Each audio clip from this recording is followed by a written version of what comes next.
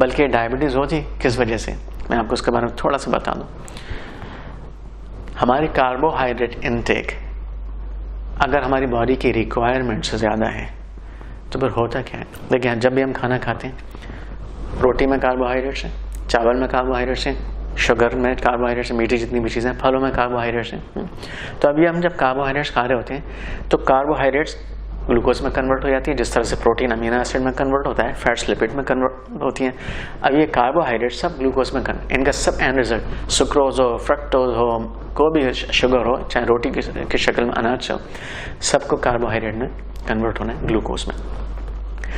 अब ग्लूकोज में कन्वर्ट हो गई, ग्लूकोज स्पाइक बढ़ जाती है बॉडी में, नॉर्मल 80 to 120 है, वो बढ़ जाती है। तो अब क्या होता है कि इंसुलिन क्या करती है कि उसको मैनेज करने के लिए इस ग्लूकोज को, इसका यूटिलाइजेशन ये है कि ये ग्लूकोज मसल सेल में चली जाए। अच्छा, मसल इसकी लैंग्वेज, ये ग्लूकोज का अगर ग्लूकोज जाएगी डायरेक्ट सेल्स तो वो उसको वेलकम नहीं करते हैं। मसल समझते हैं इंसुलिन की लैंग्वेज, तो उसके ऊपर इंसुलिन सेक्रेशन फॉर्म हो जाता है। जब इंसुलिन सेक्रेट होती है तो ये मसल के जो सेल्स हैं उनके लॉक को ऊपर खुलवाती है, फिर ग्लूकोज मॉलिक्यूल्स उसके अंदर एंटर हो जाते हैं। इस तरह से हमारे सेल्स इस ग्लूकोज का in the form of energy जो एटीपी है माइटोकॉन्ड्रिया के थ्रू, ये हमारी बॉडी को इसको इस्तेमाल कर लेते हैं और हमारी बॉडी को एनर्जी मिलती है, विच इज़ फाइन। लेकिन कभी कभी क्या होता है कि हम ज़्यादा मकदार में खा रहे हैं कार्बोहाइड्रेट, जितनी हमारी बॉडी को ज़रूरत है उससे ज़्यादा, ओवरलोडिंग। तो फिर क्या होता है कि बार बार इंसुलिन का सिक्रेशन हो रहा है, बार बार उसको दरवाज़ा खोलवा रही है। यानी अगर मिसाल के तौर पर आपका दरवाज़ा एक बार कोई नॉक करे, आप खोल देंगे, 2 बार नॉक करें, अब बार बार आपको परेशान कर, फिर आप जो है ना फिर कहेंगे भाई हम इनसेंसिटिव हो जाएंगे, वो नॉक करने तो मैं नहीं खोलता। इसी तरह से फिर ये सेल्स इनसेंसिटिव हो जाते हैं इंसुलिन, जिसको कहते हैं इंसुलिन इनसेंसिटिविटी हो गई है। यानी अब सेंसिटिव नहीं रही है कि उसको वो खुलवाए, तो फिर क्या होता है ब्लड शुगर ऊपर बढ़ने लगती है, अंदर नहीं जाती। कभी कभी ग्लूकोज ओवरलोडिंग हो जाती है, सेल्स के अंदर इतनी ग्लूकोज ऑलरेडी मौजूद है, वो किधर उसकी जगह नहीं है उसको एकोमोडेट करने के लिए, फिर इनसेंसिटिव सुनती नहीं है। तो अब क्या होता है कि इंसुलिन के पास एक और फॉल बैक प्रोग्राम है, यानी अल्लाह सुब्हानहू ने कितनी हमें यानी चीज़ें यानी मैक्सिमम दिए हैं कि इसको हम अभी भी हम अपनी बॉडी को सही करना चाहें सही कर सकते हैं। तो उसका एक फॉल बैक प्रोग्राम इंसुलिन का क्या है कि वो इस एक्स्ट्रा, अब जो ग्लूकोज है, क्योंकि ब्लड शुगर बढ़ रही है, अगर शुगर बढ़ जाती है, ग्लूकोज बढ़ जाती है सिस्टेमिक सर्कुलेशन में, तो डेंजरस है ब्रेन के लिए, हाइपरग्लाइसीमिया हो जाता है, कोमा में भी जा सकता है। तो उसको मैनेज करने के लिए क्या करती है इंसुलिन कि इस जो एक्स्ट्रा ग्लूकोज है उसको फैट में कन्वर्ट करना शुरू कर देती है, ट्राइग्लिसराइड में कन्वर्ट शुरू कर देती है, फिर स्टोर हो जाती है। तो इससे क्या होता है कि ब्लड शुगर तो मेंटेन हो जाती है लेकिन हमारी फैट बढ़ती जाती है, इसलिए फिर टमी पर फैट, बॉडी में फैट, मोटे हम होते जाते हैं।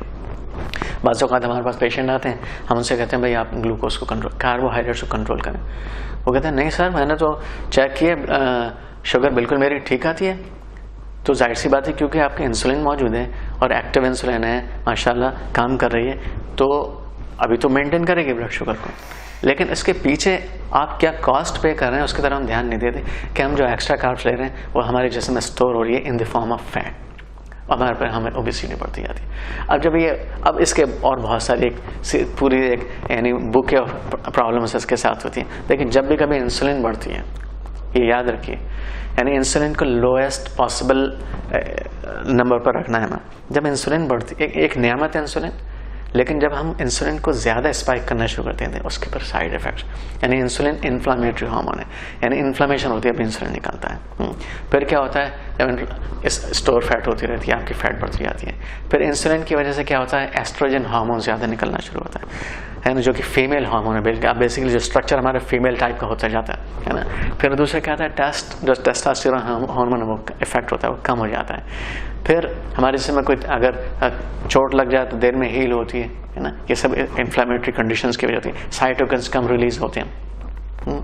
तो दूसरे एथेरोस्क्लेरोसिस बढ़ती है इंसुलिन की वजह से, यानी आर्टेरियल प्लाक बढ़ता रहता है।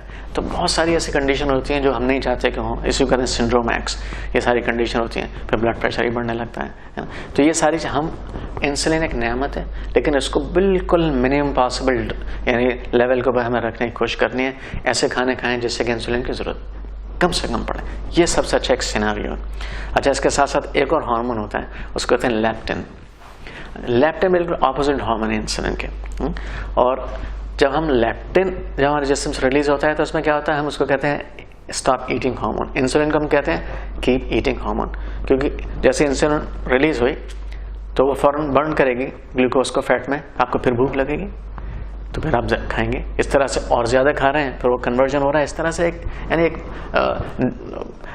मल्टीप्लिकेशन होता रहता है प्रॉब्लम्स का। लेकिन इसका आप यानी बरखिलाफ अगर आप लेप्टिन इस्तेमाल यानी ऐसे खाने खाते हैं जिससे लेप्टिन रिलीज हो तो फिर क्या होता है, लेप्टिन को कहते हैं स्टॉप ईटिंग हार्मोन। वो सैटिस्फाइटी हार्मोन है ना। इंसुलिन एनाबॉलिक हार्मोन है, हंगर हार्मोन है। अच्छा, तो अब हमने खाना खाया, ऐसा खाया, इंसुलिन लेप्टिन किससे सेक्रेट होती है? लेप्टिन सेक्रेट होती है जबकि हम फैट खाते हैं या हम प्रोटीन खाते हैं, इससे हमारे जो लेप्टिन का सेक्रेशन होता है। और फिर लेप्टिन क्या करती है, ये कहती है भाई you are done, you feel satiated, आप लगता है भाई खाने की जरूरत है, आप जल्दी खाने से माशाल्लाह कहते हैं भाई आई एम डन। तो दूसरा क्या करती है, फैट को बर्न करने पर लगा देती है, ये लेप्टिन काम करता है। और इंसुलिन क्या करती है कि ग्लूकोज को बर्न करके फैट और स्टोर होता है इस शक्ल में। तो ये ऑपोजिट बिल्कुल हमें ऐसे खाने का जिससे लेप्टिन का सेक्रेशन ज़्यादा हो, ना कि यानी कि इंसुलिन का सेक्रेशन ज़्यादा हो।